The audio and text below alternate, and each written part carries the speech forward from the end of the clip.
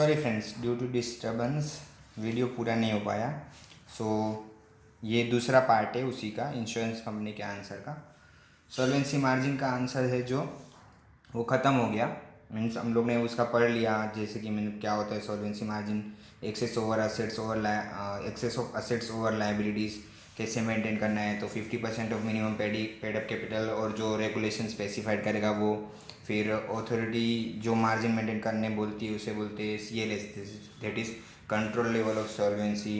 अगर आपने मेंटेन नहीं किया तो आप एक फाइनेंशियल प्लान दोगे, अगर वो प्लान एडिक्वेट नहीं लगा तो आपको मॉडिफाई करने बोलेंगे, आप मॉडिफाई प्लान दोगे। और अगर ये रिक्वायरमेंट में आप फेल हो गए तो आप इंसॉल्वेंट हो जाओगे और कोर्ट ऑर्डर करेगा वाइंडिंग अप के लिए। और हर साल इंश्योरेंस और री इंश्योरेंस कंपनी को ऑडिटर सर्टिफिकेट देना है। उसके अंदर मतलब वो जो मैंने बताया था असेट्स लायबिलिटी और सॉल्वेंसी मार्जिन स्टेटमेंट है वो देनी है और वही फाइल करना है IRDA को। हमारा दूसरा क्वेश्चन है receipt and payment account. Means ये क्वेश्चन बेसिकली ऐसा पूछा गया था जब भी एग्ज़ाम में आया था कि इंश्योरेंस कंपनी को रिसिप्ट और पेमेंट अकाउंट बनाने की ज़रूरत है क्या। सो मैंने इसकी एक समरी बना दी है। इसका की कोड है सेट, SAT सेट। तो बेसिकली कैसा है कि ये पूरा आंसर नहीं है, ये समरी है। आपको सिर्फ की कोड ही बताया मैंने तो आप एकदम मतलब इजीली समझ पाओगे कि इसमें 3 पॉइंट है। तो कौन से पॉइंट है? SAT set, S for statute, A for agreement with books of accounts and return, and give true and fair view. तो आपका मतलब आप क्वेश्चन का आंसर कैसे लिखोगे? सो आपने जब भी इंश्योरेंस कंपनी का चैप्टर पढ़ा होगा ऑडिट में, तो सेक्शन 11 क्या बोलता है कि किसी भी इंश्योरेंस कंपनी को अपनी फाइनेंशियल स्टेटमेंट में 4 चीज़ें मतलब बनानी ज़रूरी है। एक तो है बैलेंस शीट, दूसरा P&L, तीसरा रेवेन्यू अकाउंट और चौथा ये receipt and payment account. Section 11 ऐसा बोलता है।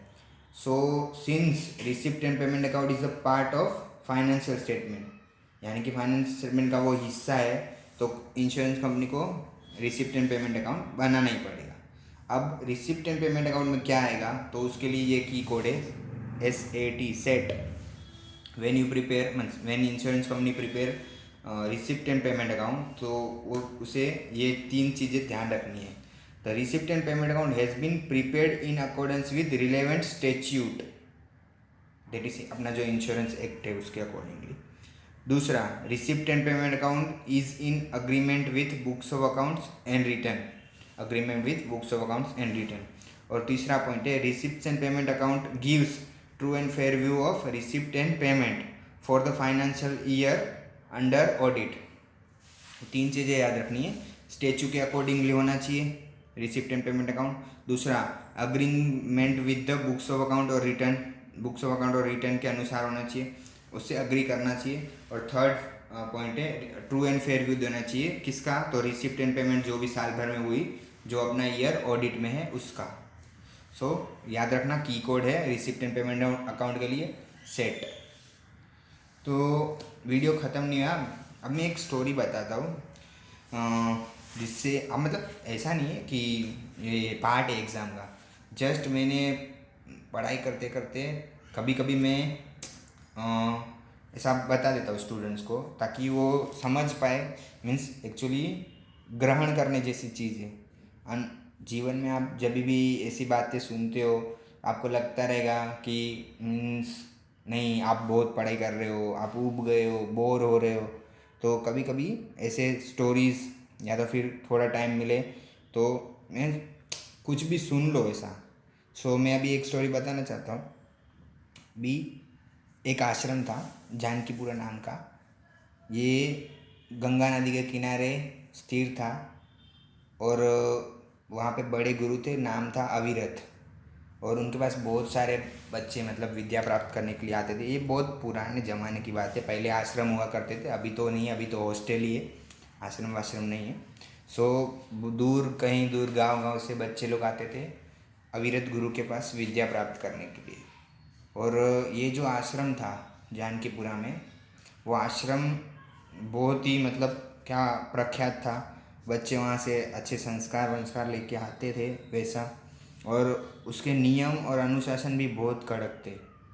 अब वहाँ पे सागर नाम का एक लड़का है, उसका एडमिशन हुआ था, मतलब वो गुरुकुल में पढ़ने के लिए गया। अभी उस पढ़ने के लिए तो गया, लेकिन वो बच्चा बहुत ही शरारती था, बेहद, मतलब पक्का ऐसा शरारती था कि पूछो मत। बहुत ही तूफानी, मीन्स हम लोग की मतलब गुजराती में बोले तो बहुत ही धांधड़ धमाल करने वाला लड़का था। तो वो गया। फिर वो जब भी दूसरा दिन था उसका, तभी गुरु ने उसे पकड़ लिया मस्ती करते हुए।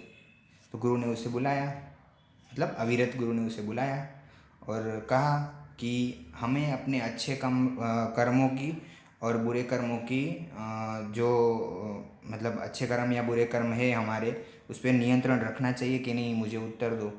तो सागर ने बोला हाँ सर, हाँ मतलब हाँ गुरुजी, बिल्कुल हमें अपने अच्छे और बुरे कर्मों पे नियंत्रण तो रखना ही चाहिए। अच्छे कर्म और बुरे कर्म पे नियंत्रण कैसे रखेंगे, ये गुरु का दूसरा प्रश्न था।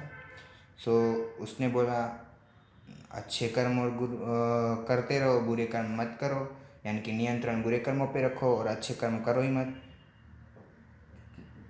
तो फिर तुमने मतलब ये जो शरारत की वो क्यों की, ये तो बुरा कर्म है।